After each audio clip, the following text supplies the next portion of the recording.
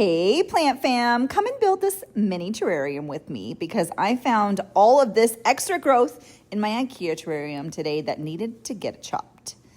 I mean, this thing is thriving, but these begonias down below were not getting the light they needed, so it was time to propagate. Luckily, I had this jar sitting around, so why not turn it into a terrarium?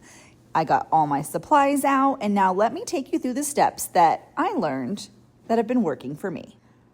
First layer in my terrarium is going to be leca. This gives an area for excess moisture to escape down into, but is kept separate from the actual medium that your plants are in.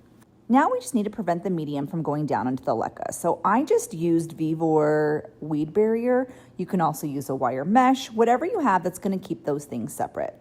Next, a nice layer of charcoal, which is gonna help with preventing mold, within the terrarium because you're going to close it up and leave it be. Now it's time to prep up the soil. So I like to have a really chunky mix that's going to keep in hydration, but then there's still good airflow to the root system.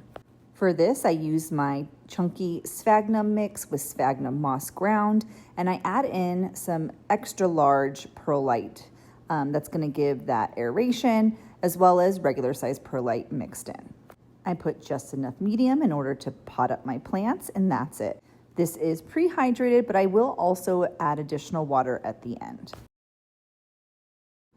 Now it's time to pot up these babies. I did not pre-root these plants. These are from another terrarium, so I'm hoping that the high moisture content is just going to encourage the roots to grow. I will also be stimulating those roots with a root stimulator, which is prop drops, and I'll show you that process in just a bit.